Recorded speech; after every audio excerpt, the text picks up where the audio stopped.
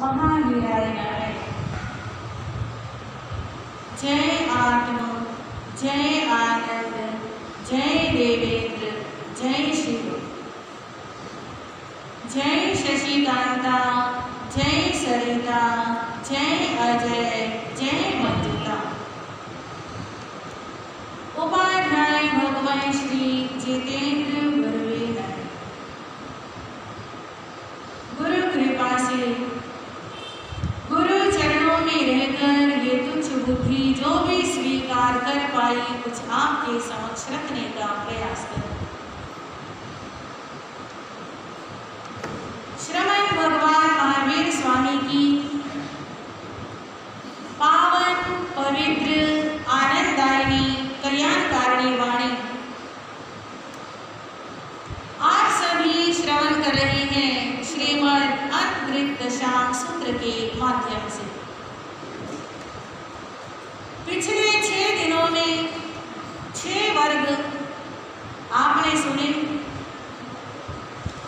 आज परमाधिराज परीक्षण का 7वां दिन और शास्त्र की वाचना में भी 7वां वर्ग पूरा और 8वें वर्ग के 7 अध्याय मूल पाठ के रूप में आपने श्रवण कर। अब 7वें वर्ग की अर्थवाचना आर्य श्री जम्बू स्वामी जी अपने परम पूज्य श्रद्धेय गुरुदेव आर्य श्री सुधर्मा स्वामी जी से पूछते हैं, हे भगवान, अंतगण सूत्र के 6ठे वर्ग में भगवान श्री महावीर स्वामी जी ने जो फरमाया वो मैंने आपके श्रीमुख से श्रवण कर लिया। अब 7वें वर्ग में भगवान क्या फरमाते हैं यह जानने के लिए मेरा मन लालायित हो रहा है। आप कृपा करें और वो भी मुझे फरमाने का अनुग्रह करें। तब आर्य सुधर्मा स्वामी फरमाते हैं कि जम्बू सुनो, 7वें वर्ग में कुल 13 अध्ययन फरमाए गए हैं। कितने? 13। आप सबको ध्यान रहे, भगवान के शासन में अनेक आत्माओं ने मोक्ष पाया, अनेक आत्माओं ने अवधि ज्ञान पाया, मने पर्यव ज्ञान पाया, सम्यक ज्ञान सम्यक दर्शन पाया। अर्थात मोक्ष में गए वो अलग और मोक्ष की लाइन में लगे वो अलग। इस शास्त्र में केवल उन्हीं 90 आत्माओं का वर्णन किया है जिन्होंने अंतिम समय में केवल ज्ञान पाया और साथ ही साथ मोक्ष में जा पाया। तो 6ठे वर्ग में कितने अध्ययन बताए? 7वें वर्ग में 13 अध्ययन बताए गए। उनके नाम इस प्रकार है, सभी बोलिए। नंदा, नंदमती, नंदोत्तरा, नंदसेना, मरुया, सुमरुता, महामरुता, मरुदेवी, भद्रा, सुभद्रा, सुजाता, सुमति और भूतदिम्ना। ये 13 ही राजा श्रेणिक की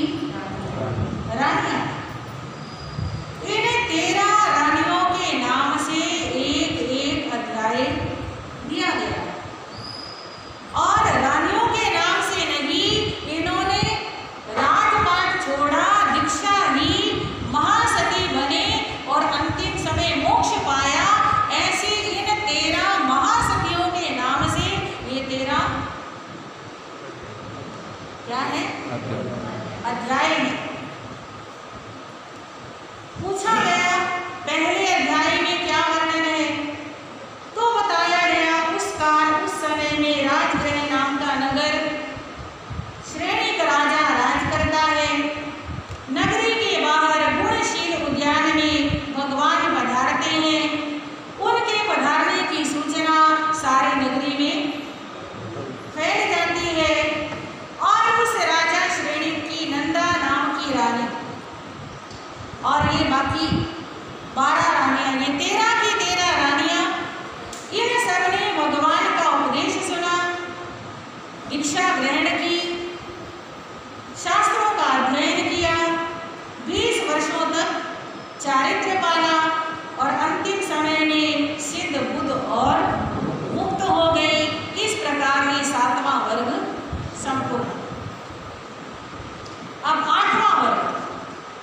हे प्रभु, 7वें वर्ग में जो भगवान ने बताया वो मैंने आपसे सुन लिया। अब 8वें वर्ग में भगवान ने क्या बताया है वह भी हमें फरमाने की कृपा करें। आर्य सुधर्मा स्वामी कहते हैं 8वें वर्ग में कुल 10 अध्याय है।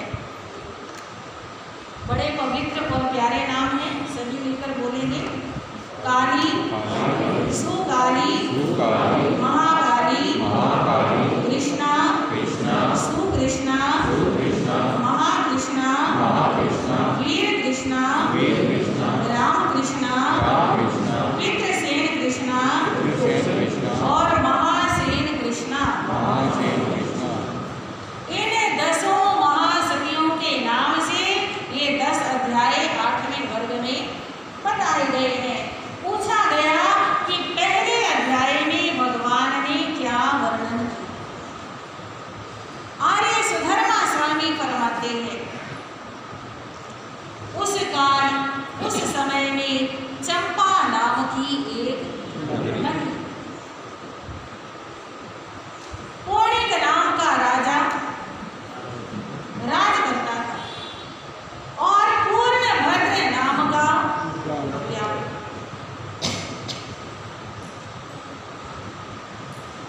और जिन 10 रानियों का इस 8वें वर्ग में वर्णन किया गया है, ये 10 की 10 राजा श्रेणी की ही रानियां थी। 7वें वर्ग वाली 13 और 8वें वर्ग वाली ये 10, ये सब रानियां किसकी थी?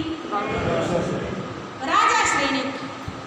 अंतर इतना है 7वें वर्ग वाली 13 रानियों ने जब दीक्षा ग्रहण की उस समय राजा श्रेणी विद्यमान थे। उनकी आज्ञा लेकर उन 13 रानियों ने क्या ली थी? दीक्षा। और 8वें वर्ग वाली इन 10 रानियों ने जब दीक्षा ली उस समय राजा श्रेणी मृत्यु को प्राप्त हो चुके थे और उनका बेटा पौणिक जो था वो राजगद्दी पर बैठ चुका था। राजा श्रेणिक ने राजगृह में राजधानी बना रखी थी और वहाँ गुणशील उद्यान था और पौणिक ने चंपा को राजधानी बनाया और यहाँ पूर्णभद्र उद्यान। तो बात समझ में आ गई। अब ये रानियां दीक्षा लेती हैं तो किसकी विद्यमानता में? राजा पौणिक की विद्यमानता। और ये दीक्षा क्यों लेती है इसके पीछे भी एक बहुत लंबा चौड़ा इतिहास है। आपको बहुत शॉर्ट में थोड़ा सा समझ में आ जाए ताकि थोड़ी सी कहानी मिल जाए तो आगे का हमें समझ में आए। राजा श्रेणिक ने अपने हाथ से अपने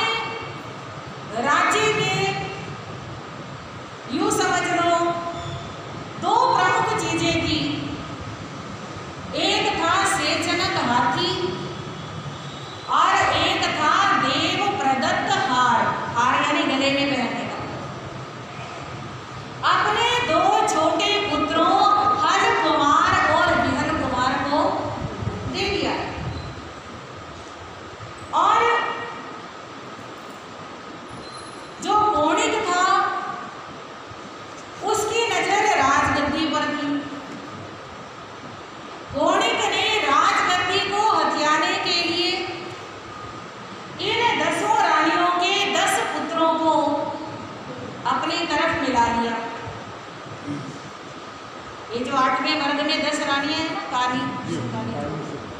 इनके 10 पुत्रों को, सबका एक एक पुत्र था, उन्हें अपनी तरफ मिला लिया, पिता को जेल में डाल दिया और अपने आप क्या बन गया?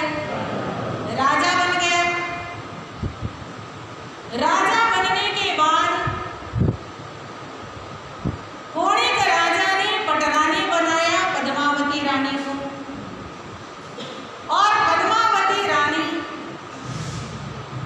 उसकी दासियां देखती हैं कि हर विहल कुमार राजा श्रेणी के द्वारा दिए गए हार और हाथी के साथ अपनी मस्तियों में मस्त है।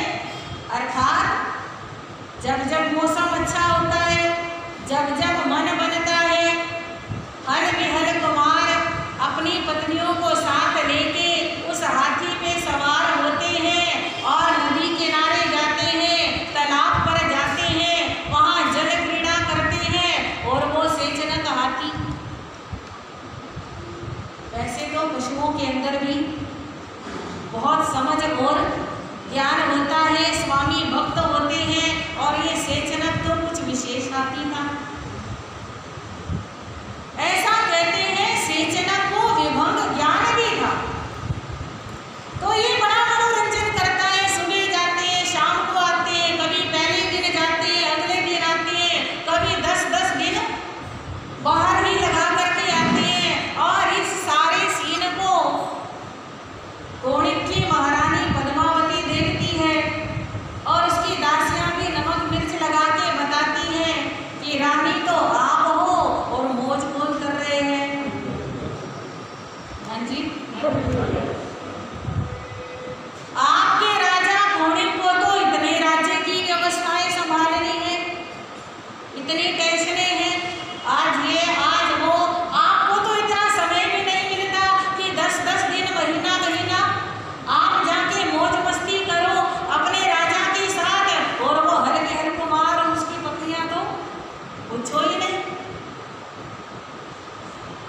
और पद्मावती रानी में ईर्ष्या जाग जाती है, कोणिक को कहती है कि हार और हाथी जब तक नहीं मिलेगा तब तक भोजन नहीं करूंगी। और कोणिक भी, उसके भी मन के अंदर तो आता था कि मैं क्या करूं, ले लूं, पर अब जब रानी ने भी बोल दिया, अब तो कोणिक ने संदेश भिजवा दिया, हार और हाथी मुझे दे दो,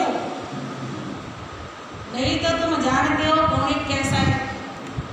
कोणिक जिन्हें जो लेना होता है वो लेके ही रहता है। कोणिक ने राज लेना था तो पिता को जेल में डाल दिया, अब हार हाथी लेना है, उसके लिए भी मैं जो मर्जी कर सकता हूँ। अब ये धमकी भेजी, हर विहल कुमार ने सोचा हार हाथी हम देना नहीं चाहते, क्योंकि ये हमें कोणिक ने नहीं दिया, ये हमें किसने दिया?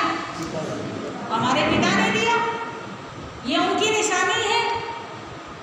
और अब कोणिक का आदेश आ गया, अब हम हार हाथी को अपने पास भी रख नहीं सकते।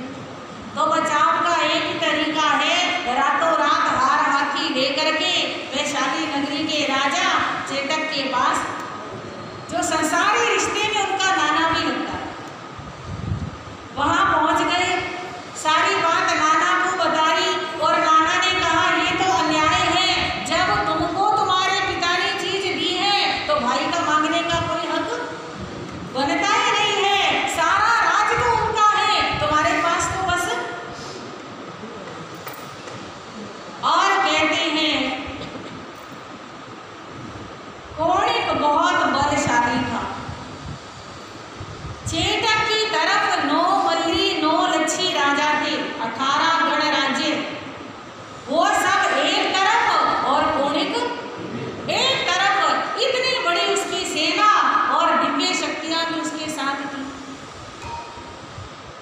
शत्रेंद्र और चक्रेंद्र उसके पूर्व जन्म के मित्र थे, उन्होंने भी अपनी शक्तियां किसको दी?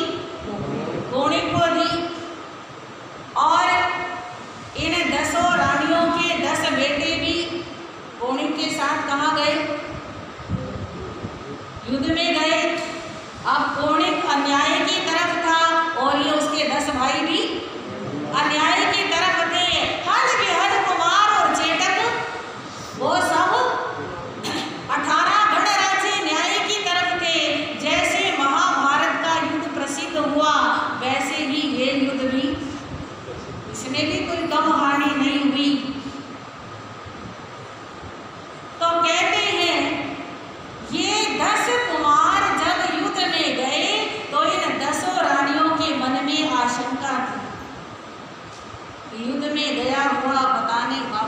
आएगा या नहीं आएगा। ये 10 रानियां भगवान के पास जाती हैं और भगवान से पूछती हैं कि भगवान हमारे पुत्रों का क्या हुआ, वे वापस आएंगे या नहीं आएंगे। तो भगवान ने फरमाया कि तुम्हारे जो 10 पुत्र हैं वे किसकी तरफ खड़े थे, अन्याय की तरफ खड़े हुए थे, और इस वजह से तुम्हारे 10 के 10 पुत्र युद्ध में क्या हो चुके हैं, मारे जा चुके हैं। ये सुन करके वे 10 रानियां,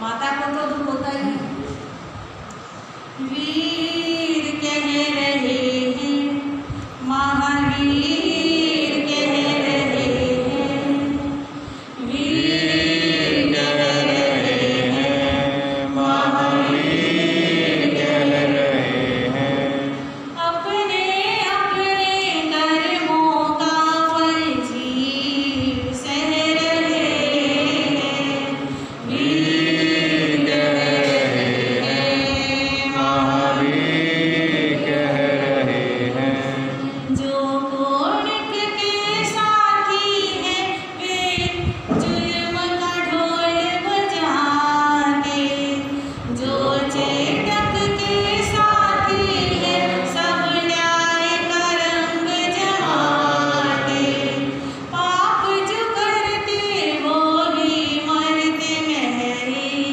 बह रहे हैं, वीर कह रहे हैं, महावीर कह रहे हैं। भगवान समझाते हैं उन 10 रानियों को, तुम इतना दुख क्यों मनाती हो, ये तो सत्य है कि जीत हमेशा सत्य की ही होती है।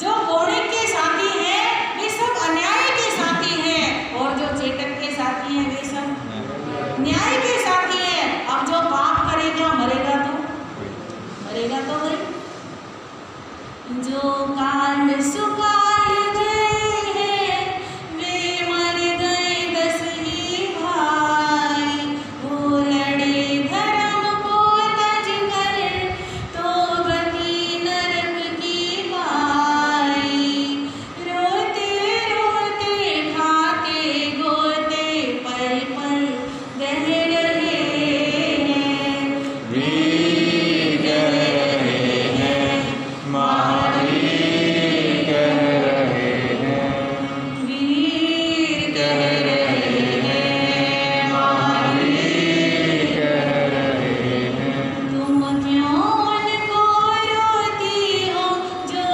आया उसको जाना, तुम क्यों उनको रोती हो, जो आया उनको जाना, ये जगत मुसाफिर खाना, यहाँ पक्का नहीं ठिकाना, ये जगत मुसाफिर खाना, यहाँ पक्का नहीं ठिकाना, चाहे बड़ी हो महाबली हो कौन रह रहे हैं, वीर कह रहे हैं, महावीर कह रहे हैं, वीर कह रहे हैं, महावीर कह रहे हैं। तुम छोड़ो जग की तृष्णा, तब में अब ध्यान लगा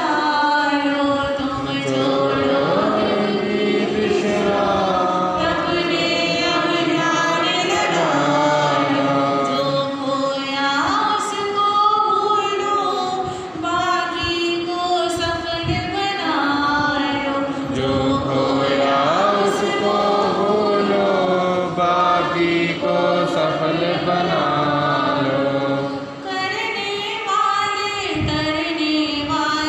मुक्ति लह रहे हैं, वीर कह रहे हैं, महावीर कह रहे हैं, वीर कह रहे हैं, महावीर कह रहे हैं।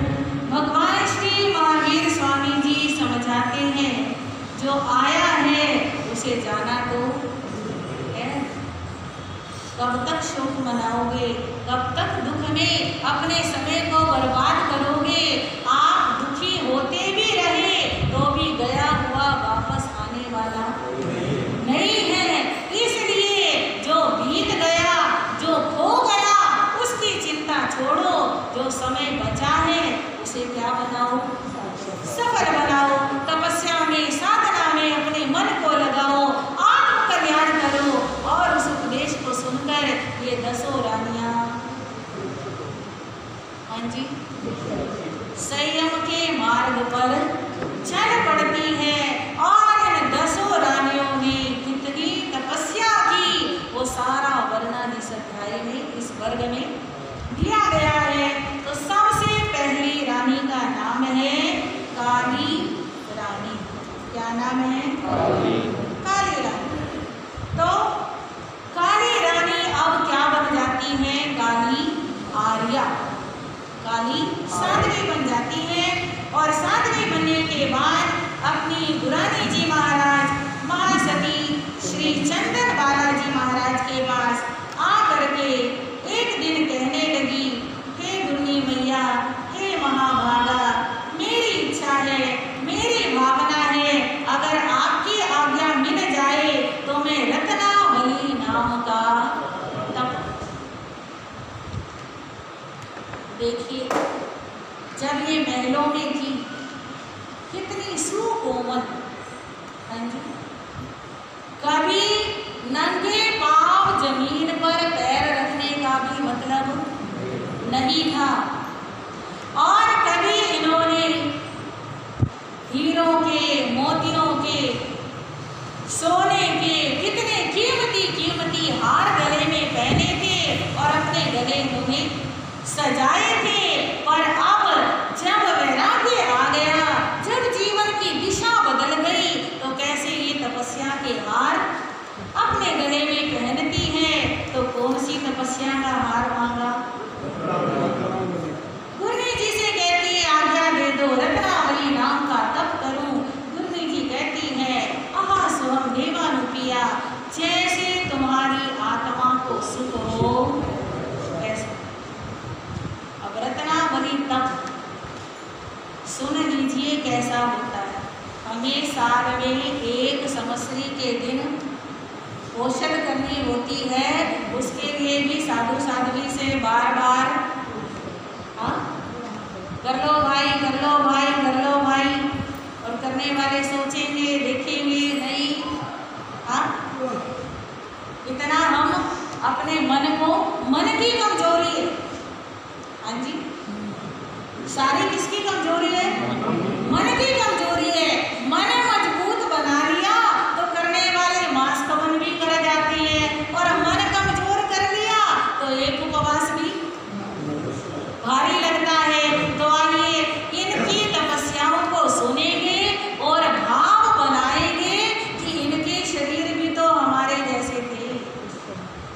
हाँ, इनका भी मन करता होगा हम खाए पिए, हमारे अंदर कमजोरी ना आए, हम ताकतवर बने रहे। इनके मन में भी ऐसी भावना आती होगी, हमारे मन में थोड़ी आती है। पर इन्होंने कैसे अपने शरीर को तपस्या की अग्नि में सुखा दिया।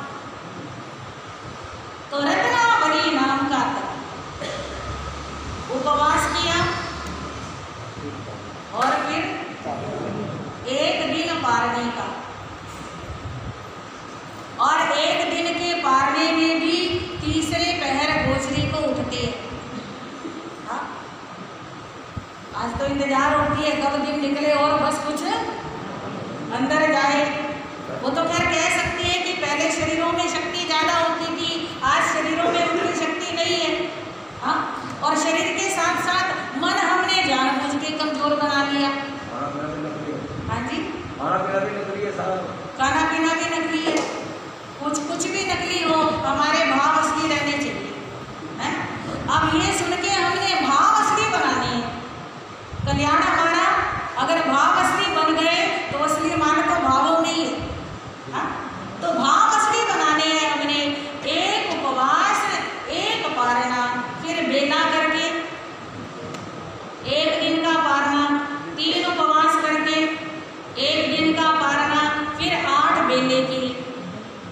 बेले का मतलब 2 उपवास 1 पारना, 2 उपवास 1 पारना, 2 उपवास 1 पारना, ऐसे 8 क्या किए।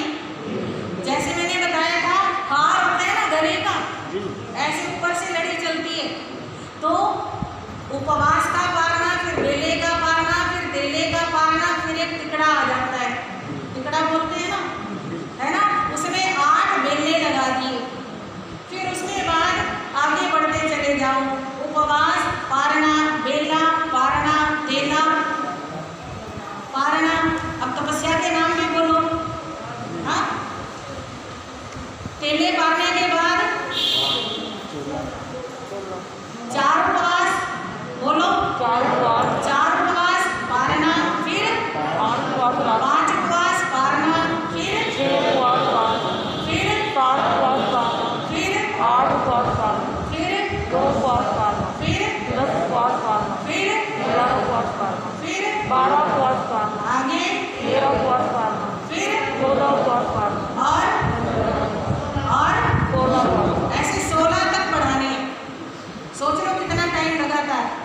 हाँ, 16 तक बढ़ाने के बाद फिर उन्होंने 2 बेले किए, फिर 3 बेले किए। अब ये टिकड़ा बन रहा है, 2 बेले, फिर 3 बेले, फिर 4 बेले, फिर 5 बेले, फिर 6 बेले। 6 बेले तक करके फिर घटाने हैं, 5 बेले, 4 बेले, 3 बेले और 2 बेले।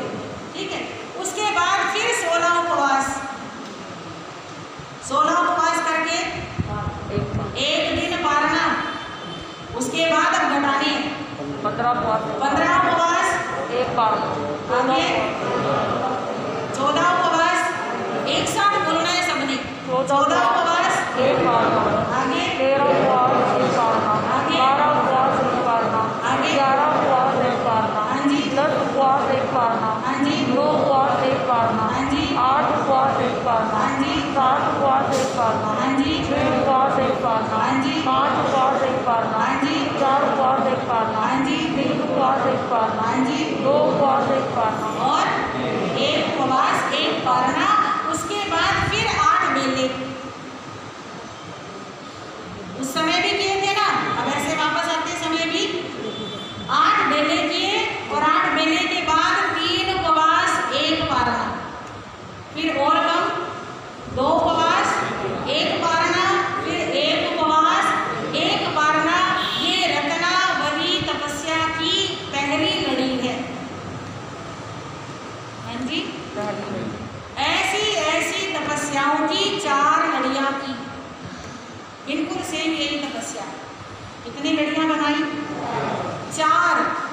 पहली लड़ी के अंदर जैसे भोजन को जाते हैं गोचरी को, आपके घर जो बना है दाल सब्जी फुल्का वो लिया और पारना कर लिया, और फिर तपस्या शुरू। दूसरी लड़ी के अंदर उन्होंने विषयों का त्याग कर दिया, घी दूध मक्खन, हाँ शहद मीठा वो सारा क्या कर दिया? त्याग कर दिया।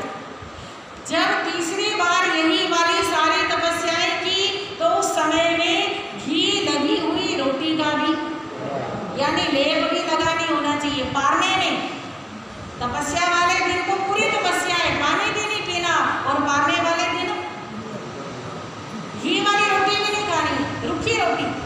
और चौथी लड़ी के अंदर उन्होंने पारने के दिन आयंबिल तप किया।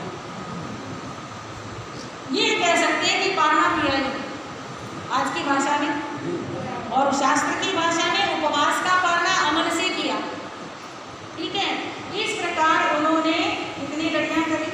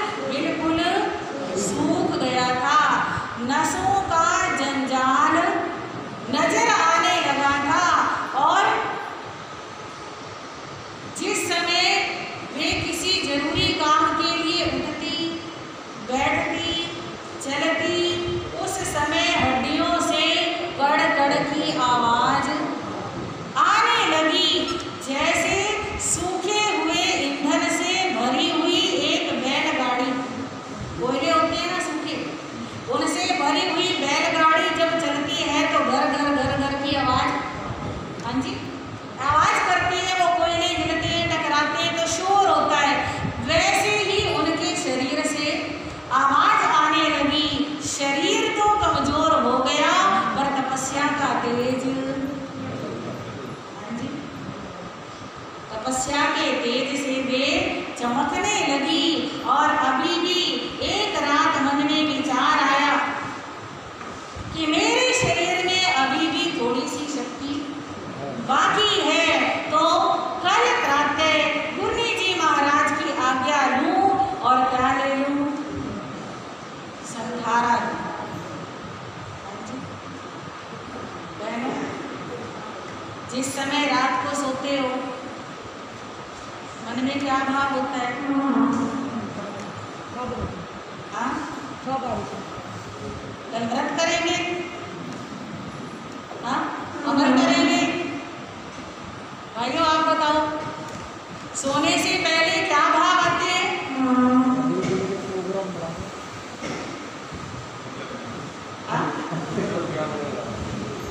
हमारे भाई सोचेंगे कल दुकान पे जाना है, उससे ये लेना, उसको ये माल भेजना, हाँ। और हमारी बहनें क्या सोचेंगी? आज छोले बनाएंगे, कल राजमा बनाने हैं, हाँ, हाँ जी, हाँ। तो कहते हैं रात को सोते समय जैसे हमारे विचार होते हैं ना, वो विचार हमारे पूरी रात भी बने रहते हैं और सुबह उठते ही सबसे पहले वही विचार आता है। और जो विचार सबसे पहले आता है उसका प्रभाव पूरे दिन पे पड़ता है। समझ आया कुछ? हाँ जी, कहते हैं ना सुबह उठते सबसे पहले नवकार मंत्र पढ़ा करो। नवकार मंत्र उनको याद आएगा जो नवकार मंत्र पढ़ते पढ़ते सोएंगे, हाँ? जो भगवान के चरणों में ध्यान लगा करके सोएंगे, उनका उठते ही अपने आप पहले भगवान के चरणों में ध्यान जाएगा। और जो संसार की बातें सोचते सोचते सोएंगे, उनको सपने भी संसार के आएंगे और सारा दिन फिर संसार संसार नजर आएगा। तो इसलिए अपने रात के समय को सुधारना है। जिस समय शरीर विश्राम में जा रहा होता है, जिस समय आंखें हल्की हल्की बंद होने लगती हैं, उस समय हमारे मन के सामने वीतराग भगवंतों की छवि होनी चाहिए, हाँ? ताकि सारी रात बड़ी शांति से धर्म में बेशक सो रहे हैं पर हमारा अवचेतन मन जागता रहता है और वो भावों के अनुसार काम करता रहता है। तो महासती काली आर्या क्या विचार करती है? कल सुबह में क्या ले लूं? संधारा ले लूं, ताकि मेरी आत्मा का जल्दी से जल्दी क्या हो? कल्याण हो, मेरे को शाश्वत सुख की प्राप्ति हो और ये शरीर का बंधन, ये कर्मों का बंधन टूट जाए। ऐसा विचार किया। प्रातःकाल गुरु जी के पास आई, गुरु जी से आज्ञा मांगी और गुरु जी ने कहा, आहा सुहम देवा, जैसे तुम्हारी आत्मा को सुख हो। ये शब्द थोड़ा ध्यान देना, क्या कहते हैं? जैसे तुम्हारी आत्मा को सुख हो। ये नहीं कहा जैसे तुम्हारे शरीर को सुख हो, ये नहीं कहा जैसे तुम्हारी रसन इंद्रिय को सुख हो। हाँ, आप पूछते हैं ना जी आज क्या बनाऊं? हाँ, जैसे तुम्हारी रसन इंद्रिय को सुख हो, क्या तुम्हारी रसन इंद्रिय को पसंद आएगा? तो त्यागी वैरागी गुरुजन क्या कहते हैं? इन इंद्रियों को छोड़ो, ये तो पता नहीं क्या क्या मांगेगी। जैसे तुम्हारी आत्मा को सुख हो। आत्मा को खाने पीने में सुख नहीं होता, आत्मा को त्याग तपस्या में सुख होता है। तो गुरु जी की आज्ञा लेके संधारा किया। 1 मास का संधारा आया, सारे घनघाती कर्मों का क्षय किया और अंतिम श्वासोश्वास में केवल ज्ञान प्राप्त करके श्वासोश्वास के पश्चात सिद्ध बुद्ध और मुक्त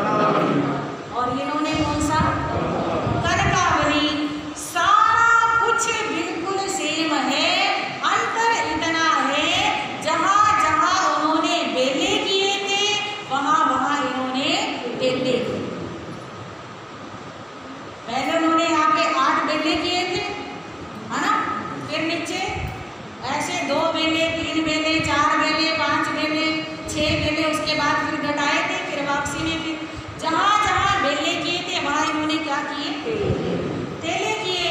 इस प्रकार इन्होंने भी कनकावली तप किया, शरीर सूख करके कांटा बन गया। अंतिम दिनों में गुरु जी महाराज की आज्ञा से संधारा किया। 9 वर्षों तक चारित्र पाला और वे भी मोक्ष महल में जा विराजी। बोलिए सुकाली आर्या की। तीसरे अध्ययन के अंदर महाकाली आर्या का वर्णन आता है। महाकाली आर्या अपनी गुरु जी के पास पहुंचती है और कहती है, मेरी भावना है मैं लघु सिंह निष्क्रीडित नाम का तप करूं। कौन सा? लघु सिंह निष्क्रीडित। और गुरु जी की आज्ञा लेकर इन्होंने तप शुरू किया। उपवास करके पारना, बेला करके पारना, फिर एक उपवास करके पारना, फिर 3 करके पारना, 2 करके पारना, 4 करके पारना, 3 करके पारना, 5 करके पारना, फिर 4 किए, 6 किए, 5, 7, 6, 8, 7, 9 और फिर वापस आते समय बिल्कुल सेम वही उल्टा क्रम। 9 किए, 7 किए, 8 किए, 6, 7, 5, 6, 4, 5, 3, 4, 2, 3, 1, 2 और 1। इस प्रकार इन्होंने लघु सिंह निष्क्रीडित नाम का तप किया। अंतिम समय में इन्होंने भी संधारा किया और संपूर्ण कर्मों का नाश करके मोक्ष महल में जा विराजी। बोलिए महाकाली आर्या की। उसके बाद कृष्णा आर्या, इन्होंने भी गुरु जी महाराज की सेवा में पहुंचकर लघु सिंह निष्क्रीडित तप की आज्ञा प्राप्त की। और इन्होंने किस प्रकार तप किया उसकी परिपाटी 1, 2, 1, 3, 2, 4, 3, ये सारे तपस्याओं के दिन है। हाँ जी, ये सारे तपस्याओं के दिन है। 5, 4, 6, 5, 7, 6, 8, 7, 9, 8, 10, 9, 10, 11, 12, 11, 13, 12, 14, 13, 15, 14, 16, फिर 15। अब वापस चलेंगे 16, 14, 15, 13, 14, 12, 13, 11, 12, 11, 10, 9, 10, 8, 9, 7, 8, 6, 7, 5, 6, 4, 5, 3, 4, 2, 3, 1, 2 और 1। इस प्रकार इन्होंने ये महानिष्क्रीडित, महासिंह निष्क्रीडित नाम का तप किया। इसके अलावा और भी अनेक फुटकर तपस्याएं की। अंतिम समय संधारा करके ये भी मोक्ष धाम में जा पधारी। इस प्रकार ये कितने अध्ययन हो गए? 4 अध्ययन हो गए। तो मूल वाचन में आपने 7